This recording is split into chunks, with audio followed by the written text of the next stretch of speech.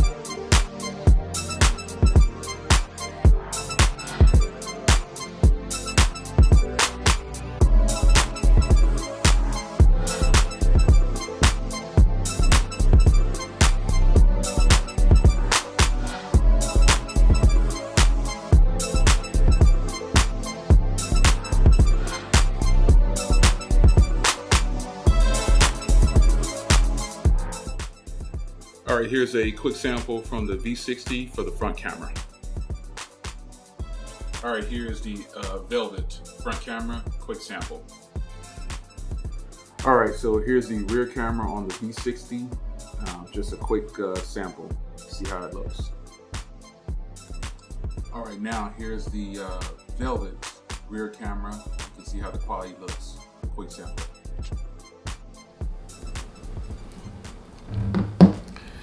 All right, so what do you think? Hashtag the media, grab your shirt. So here's what I kind of saw after I took those photos and I put them together side by side. To answer your question, I know someone's gonna ask me which one is more accurate. For photos, the Velvet is more accurate. The V60, for some reason, blew out a lot of the photos. Not bad, it just wasn't as accurate as the Velvet. The Velvet is almost spot on with these colors. And I'm taking a picture of the same thing that I always take a picture of, so you can get some knowledge of, you know, hey, this is what it's supposed to look like. So the Velvet, while it appears that it's punchier, that's actually the color of the stuff that I'm taking, especially the love, believe, those are actually the colors of those little pictures.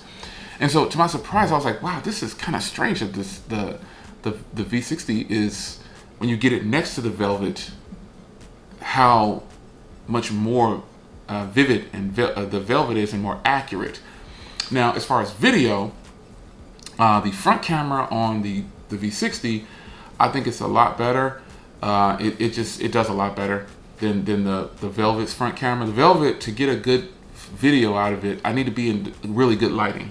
or a really good scenario, not just lighting. It has to be in a really good space to where it's not blowing out the background so much with the ISO, cranking it too high, making things look white. But overall, I think the V60 definitely has the better front camera.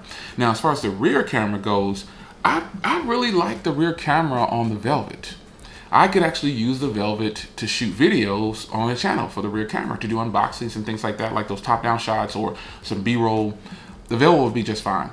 The V60 obviously is fantastic with the rear camera, but the Velvet has the bokeh voice. The cameras are identical in their functionality. They have the bokeh voice. Both of them have that. They have ASMR. It's all the same. So I'm kind of shocked at how close the Velvet might appear to be to the V60, and that kind of caught me off guard. I was like, whoa, this is kind of surprising that the Velvet is actually standing a little bit of a chance against the V60. But I knew it wouldn't be a landslide. Some people thought, oh, this will be a landslide, it'll blow out the Velvet. That's not the case. And the Velvet does have the 48 megapixel and the V60 has the 64, I believe. So, megapixel count is important to a lot of people, but not so much to me and everything that I do. I want a quality photo. So yes, I'm only shooting things around the house, but you still should be able to get some gist of how good a camera is. It doesn't matter what you're taking a photo of. Some people say, you need to go outside. You need to do this. You don't have to do that. You're not always outside. You're not for the people that want to do low light shots, they always tell me, you need to do low light shots. I don't focus on low light shots because that's not what I do. I don't take photos at night. I turn the light on. So, I try to make it as bright as possible.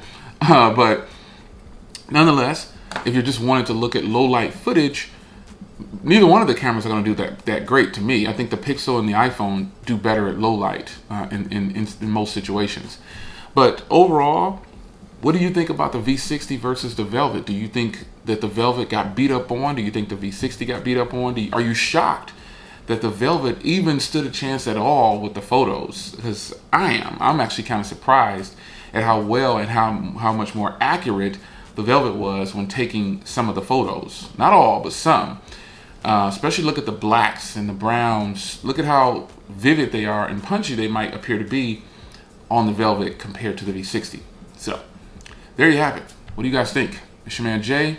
Camera comparison. A little short camera comparison with the V60 and the Velvet. I think it's a good one. I think either one you're going to be happy with. That's just my thoughts on it. See you in the next one. Take care. Strap it up.